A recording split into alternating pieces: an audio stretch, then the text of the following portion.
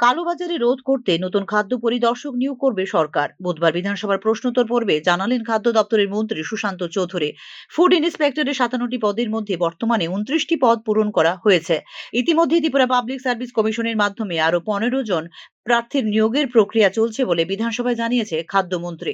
ত্রিপুরা বিধানসভায় বাজেট অধিবেশনের চতুর্থ দিনে নিত্য প্রয়োজনীয় পণ্যের ক্রমবর্ধমান দাম প্রাধান্য পায় আলোচনায়। রাজ্য জুড়ে নিত্য প্রয়োজনীয় পণ্যের দাম আকাশ ছোঁয়া।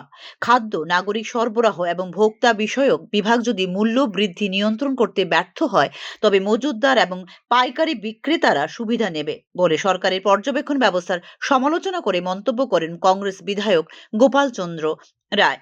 খাদ্য পরিদর্শকের অনুমোদিত পদ বাড়ানোর উচিত এবং স্বচ্ছতা নিশ্চিত করতে দৈনিক পরিদর্শন কার্যকর করা উচিত। শূন্য পদের অবিলম্বে নিয়োগ অত্যন্ত জরুরি বলে উল্লেখ করেন কংগ্রেস বিধায়ক। আলোচনায় যোগ দিয়ে নিয়োগ প্রক্রিয়ায় সংরক্ষণের বিষয়ে উদ্বেগ প্রকাশ করেন তিপ্রামথা বিধায়ক রঞ্জিত দেববর্মা। 15 জন নতুন খাদ্য পরিদর্শকের নিয়োগে এসসি এবং এসটি প্রার্থীদের জন্য সংরক্ষণ নীতি বজায় রাখা হয়েছে কি তা প্রশ্ন করেন তিপ্রামথার বিধায়ক রঞ্জিত দেববর্মা। জবাবে নিয়োগ প্রক্রিয়া সংরক্ষণ নীতি মেনে চলেছে। যে কোনো নিয়োগে রোস্টার বাধ্যতামূলক বলে জানান খাদ্যমন্ত্রী সুশান্ত চৌধুরী।